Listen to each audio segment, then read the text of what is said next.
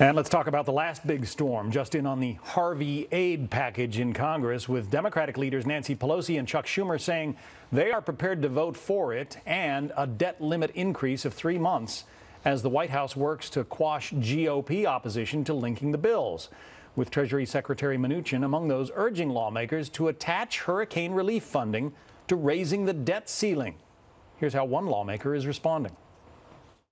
We have to deal with the debt ceiling regardless if Harvey even arrived in America. And now we're asking for more money to provide for FEMA so FEMA does not run out of money. What Mnuchin is telling us, if you pass just the supplemental, they may not be able to put the money forward without having the debt ceiling raised. Joining us now, Simon Rosenberg, president and founder of NDN and a former Bill Clinton campaign advisor. Boyd Matheson is almost with us, I started to say. Sorry, Boyd. Former chief of staff to Senator Mike Lee and president of the Sutherland Institute. So since you're almost with us, Boyd, I'll start with you. Congress Thank you. is fond of saying that they can walk and chew gum at the same time. Both of these things need to be accomplished, right? We need to allocate some money for Harvey relief. We need to raise the debt ceiling. Why tie the two together? They shouldn't. It's absolutely reckless and irresponsible to tie those two things together. Unfortunately, what we're seeing is more Washington as usual, which is why they're almost there, and maybe they can almost walk and chew gum at the same time. Unfortunately, what you're seeing is, we need to pass Harvey to solve the problems of the people in Texas. Tying it to the debt ceiling only solves the problem of politicians in Washington, and that's what the American people are tired of. There's no reason to link those two things. If we need $15 billion for Harvey relief, let's get that in, get that done. We don't need to raise $2 trillion in order to pay the 15 that we need for Harvey relief. Congress just needs to do things one step at a time, let things stand on alone. Let's have that debate and conversation with the American people. Let's not politicize things like Harvey relief. Just not right, not appropriate. All right, Simon, so what do you think, Simon? Should they tie the two together? Why can they not pass two essential bills separately?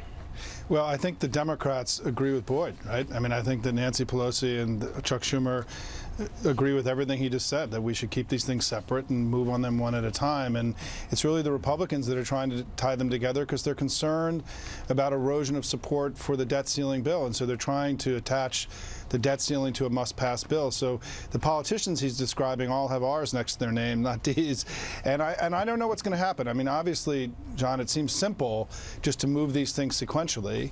There's a lot of other things that have to get done. And I think the Republicans are in danger of really having a sort of a car crash here in the next few weeks if something this simple becomes hard given all the other things they have to get done, in the next few weeks. Well, we just talked about that, Boyd, with one of our earlier guests. Now you've got immigration reform dumped on top of 5 or 6 other big things that the Congress has to tackle. And there are experts who are saying that is way too heavy a lift for this Congress or any Congress maybe to accomplish. Yeah, and again, it's one of those where DACA clearly needs to be dealt with. It was done wrong by President Obama in terms of doing it by executive order. It shows you how executive orders create uncertainty for all Americans, business owners, immigrants, families. And so we have to get back to just dealing with things one at a time. Trying to lump all these things together, even big comprehensive 1,000-page bills, are part of the problem. And what we've seen with immigration is both sides. This is equal opportunity offender. Both sides have raised millions of dollars off of immigration as a wedge issue to raise money, to run political campaigns, to win elections, and we got to get past that. The American people are ready to let's have a real conversation. Let's debate it on the floor of the Senate and the House. I think the American people are ready for that, and I wish our leaders on both sides of the aisle would step up to the plate and do it. Simon, it is true. I mean, we had a soundbite from Chuck Schumer earlier where he said, this decision by President Trump is going to tear apart families. Do you honestly, Simon, think there's anybody on Capitol Hill who thinks that the 800,000 people who were brought to this country as children are going to be somehow sent back? Well, the guidance from DHS that they've published in the last 24 hours told all 800,000 Dreamers to prepare to leave the country in March. I mean, that is a government guidance. That's not a political document. And so there's a chance, based on the fact that Congress can't always come together and solve problems, and immigration has been a very contentious issue now for a long time, that yes, we could be in March with no bill, and then legally, according to the president, right, but given the way that the decisions that he made, because he did not have to do, he was not under any gun yesterday to do it, or this week to do what he did. He made a decision to end it in March. And so, yes, it's possible that those 800,000 Dreamers could be eligible for deportation and lose their jobs, lose their ability to go to school. And the disruption to the there are hundreds of thousands of employers who could lose workers in the next few months because of this action. This is a very disruptive thing. I hope Congress can come together and solve it, by March, certainly. Boyd?